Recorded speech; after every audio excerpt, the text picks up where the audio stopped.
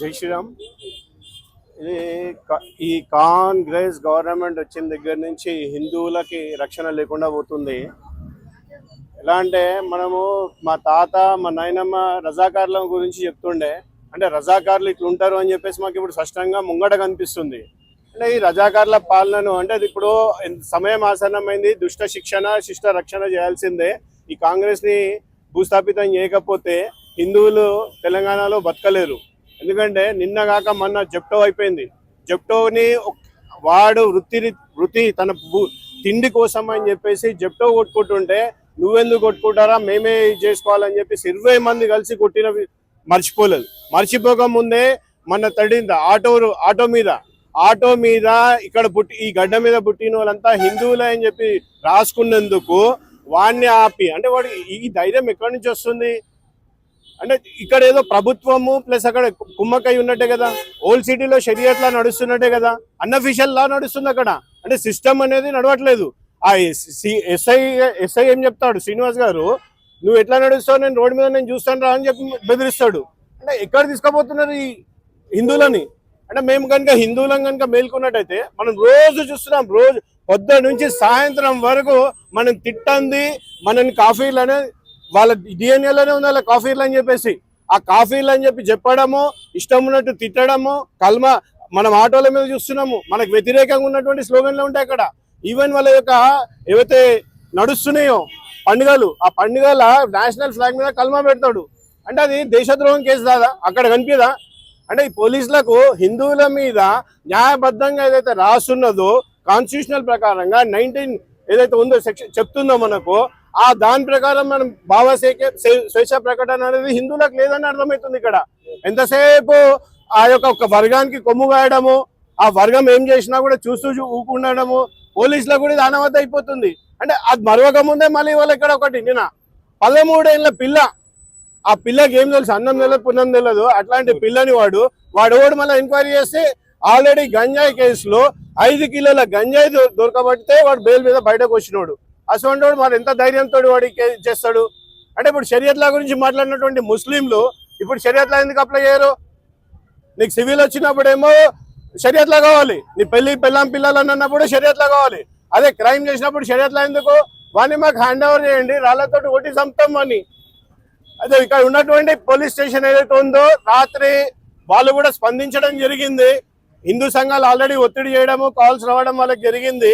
జరగంగానే వెంటనే వాళ్ళు కూడా ఏసీపీ గారికి కలవడం జరిగింది. ఇందాక మేము ఆమె మైనర్ అమ్మాయి, బట్ ఏది ఉన్నప్పటికీ కూడా మేము వదిలేది లేదు, పోక్సో కిందనే బుక్ చేశామని చెప్పడం జరిగింది.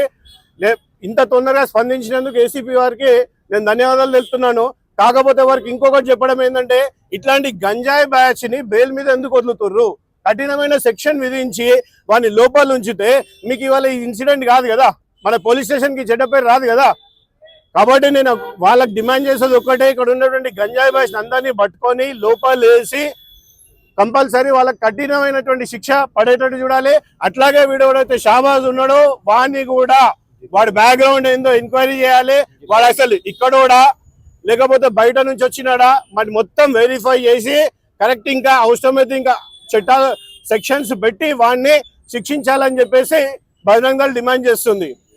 ఎంక్వైరీలో నిన్న పాప స్టేట్మెంట్ ఇచ్చినప్పుడు మొత్తం 3 పేర్లు చెప్పడం జరిగింది.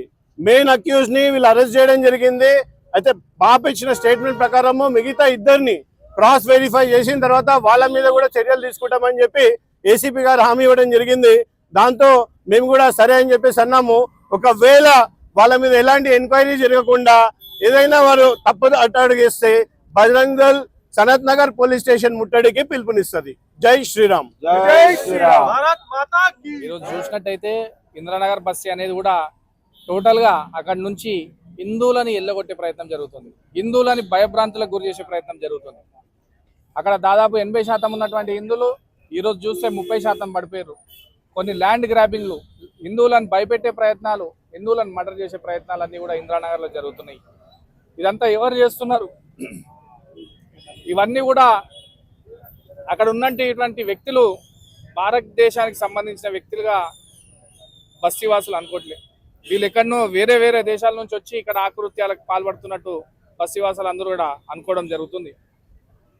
ఈ యొక్క ఘటన ఏదైతే జరిగిందో దీని మీద ఇన్స్పెక్టర్ గారికి, ఏసీపీ గారికి మేము ఒకటే రిక్వెస్ట్ చేస్తున్నాం, అట్లాగే డిమాండ్ కూడా చేస్తూ ఉన్నాం.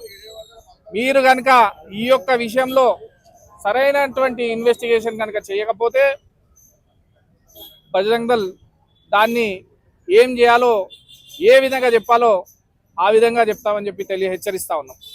కాబట్టి ఇటువంటి విషయంలో వెంటనే స్పందించి తక్షణమే చర్యలు తీసుకోవాలని చెప్పి కూడా మేము డిమాండ్ చేస్తూ ఉన్నాం.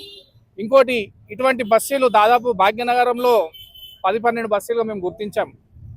ఈ యొక్క 10-12 బస్సులు వివరాలు ఆల్రెడీ హైదరాబాద్ సిపి గారికి, సైబరాబాద్ సిపి గారి దృష్టిలో ఉన్నప్పటికీ కూడా ఇటువంటి బస్సులో ఎటువంటి యాక్షన్ తీసుకుంటున్నా ఉన్నారు, ఏం యాక్షన్ తీసుకుంటున్నారు మేము వెరిఫై చేస్తాం.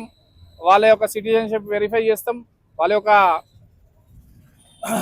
బర్త్ సర్టిఫికేట్ వెరిఫై చేస్తాం, వాళ్ళు ఎక్కడ వాళ్ళో నిర్ధారిస్తామని చెప్పి ఎప్పుడైనా కంప్లైంట్ ఇచ్చినప్పుడు నా మాత్రం చెప్పడమే జరుగుతూ ఉంది కదా, తప్పితే క్షేత్ర స్థాయిలో పనిచేస్తున్నట్టు మేము భావించట్లేదు, మాకు కనబడట్లేదు. కాబట్టి ఇటువంటి ఘటనను తీవ్రంగా ఖండిస్తూ ఉన్నాం. అట్లాగే మేమందరం కూడా పోలీసు కనుక సరైన యాక్షన్ తీసుకోకపోతే చట్టాన్ని చేతిలోకి తీసుకోవాలని మేము ఎప్పటికి కూడా అనుకోవట్లేదు. మరి చట్టం న్యాయం చేయాల్సినటువంటి అవసరం ఉంది. చట్టం పట్టించుకోకపోతే ఏ ధర్మయుద్ధం కోసం ఎంత దాకైనా మేము వెళ్తామని చెప్పి ఈ విధంగా తెలియజేస్తా ఉన్నాం. జై శ్రీరామ్.